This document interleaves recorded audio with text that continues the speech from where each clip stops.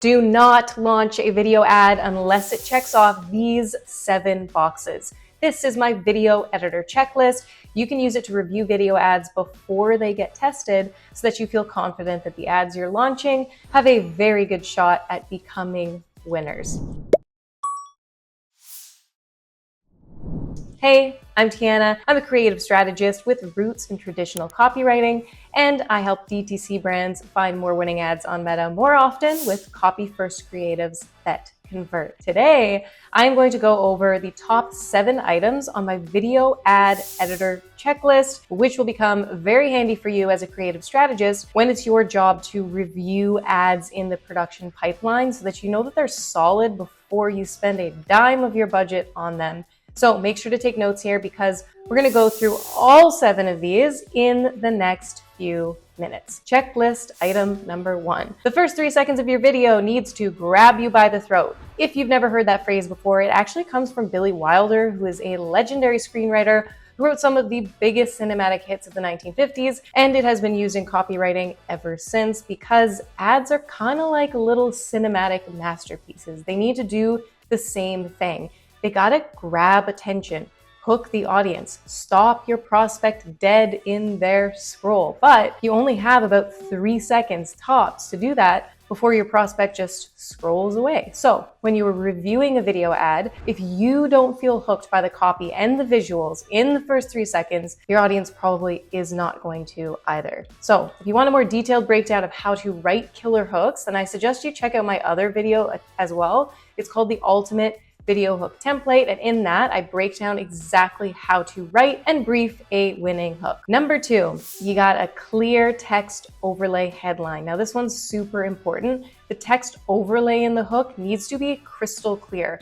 Call out the avatar, their pain point, or a benefit that they deeply care about. Why is that so important? Because Meta uses the copy and the visuals in those first 3 seconds to determine who to show your ad to. So you gotta nail this part to target the right audience. And it's also crucial because 90% of people do not have their sound on when they're scrolling. So if you're relying on audio alone, you're actually missing a big chunk of your audience. Finally, purely visual hooks, those are really tough because you may decide to go with a pattern interrupt like this example, but you gotta match it with a strong, clear written headline or text overlay that tells me who the ad is for in order to qualify your audience and get the right people watching. Otherwise, you're gonna get a lot of eyeballs, but your hold rate is gonna be super low, which means your click-through rate is kind of gonna suck. Number 3, the ad is fast-paced and dynamic. Good rule of thumb is to never stay on the same visual for more than 1.5 seconds. Now, obviously there are some exceptions to that rule, but generally, you want to make sure that some kind of new visual element is being introduced every 1.5 seconds to keep the video dynamic and engaging. That could mean just a new shot entirely, or text overlay that's highlighting a specific piece of copy, or the creator doing something or bringing something new into the shot. It combats low attention spans, and it's going to lead to better hold rates, more engagement, ultimately giving you more time to persuade your prospect in the ad and increase those click-throughs. Now, one very important caveat here. This does not mean going absolutely crazy with motion graphics. If the ad is so dynamic that it's making you feel dizzy when you're watching it, that's gonna distract from the core message and it's gonna have the total opposite effect. So in that case, ask your editor to cool it on the graphics and just stay focused on clear and dynamic images that communicate the message very, very clearly. Number 4, burned in, easy to read captions. Make sure that your audio script is captioned, and those captions are burned in, which means that they're edited into the footage so that your audience can't just turn them off in their settings. Now, before I was a copywriter, I was a user experience designer, which meant that it was my job to make sure that websites and digital interfaces were accessible to everyone, even people who had really bad eyesight. So I'm going to put my old user experience hat on for a hot second, and I'm going to share a couple of text design tips that will make your captions easier to read. 1, choose a readable font. You got to stick to the basic ones. Don't go and get fancy. So there is an argument for serif fonts, so the kind with little ticks on the end of the letters. because they actually separate the letters a little bit better. Now, it's not a hard and fast rule, but if you are targeting a much older audience, I would say that's something to consider.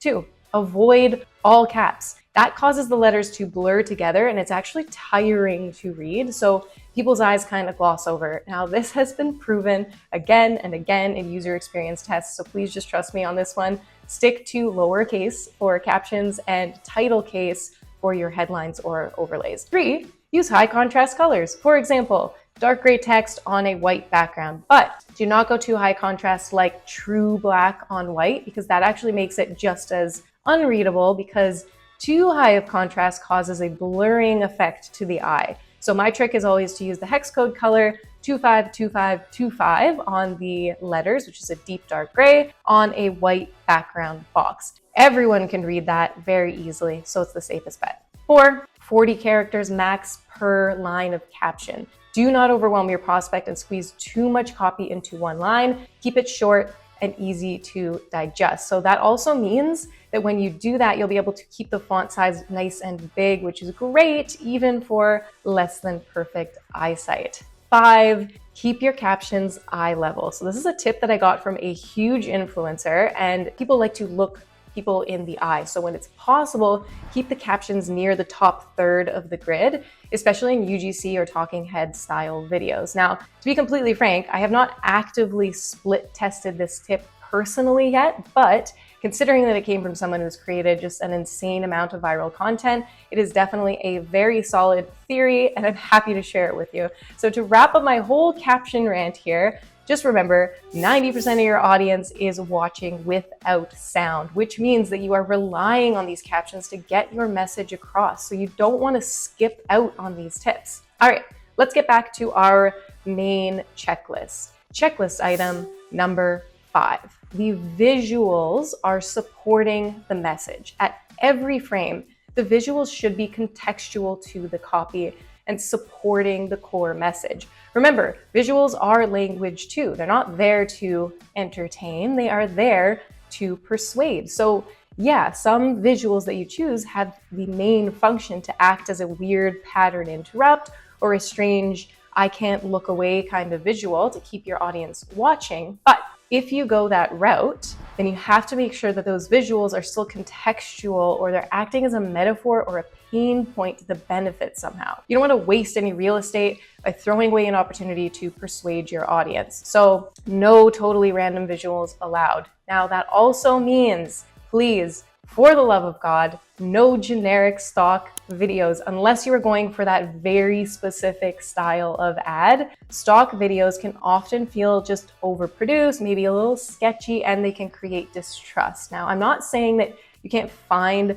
stock footage that can work great. You just got to be choosy so that you're not selecting really cheesy or stock famous actresses that we've all seen a million times, especially if you're going for an ad style that feels like content that's native to the platform and you're trying to create more trust with the brand. Number 6, the product is being demonstrated clearly. In some way, shape, or form, you want to show the product inside of the ad, unless you are running to a page that does not reveal the product right off of the bat, like an advertorial or a more traditional long form sales letter. For physical products, that's really easy to do, right? Just show the package on screen. But you can take that a step further, demonstrate how it actually works. So for example, if it's a supplement, show me what the capsule looks like in someone's hand. I want to see how small and how easy to swallow the capsule actually is. If it's a powder supplement, show me the powder being mixed into liquids, because I want to know, does it dissolve fast, or can I mix it in hot and cold liquids? If it is a product that is supposed to taste really good, then I want you to show me how delicious it looks. Show me the texture so I know what to expect, and show me someone enjoying the product. If the product has a very specific function, show me how well it functions right in front of my eyes. If it's a digital product or a quiz, show me what the screens look like and show me the user flow playing out. If it is a service, show me the service being executed very well. The The point here is to show me exactly what I can expect. And the power of doing this inside of the ad is that it eliminates a lot of objections in just milliseconds before your prospect even gets to the sales page. So in other words, they will be much closer to buying once they hit the sales page, which means your conversions will definitely go way up. Number 7, there is a clear CTA. And by CTA, I mean call to action. So your ad needs to very clearly tell me the next step, which could be, hey, click below, or sign up below, or claim your spot in the webinar below. Whatever that call to action is, make sure that it is a super simple, direct instruction that your audience can follow,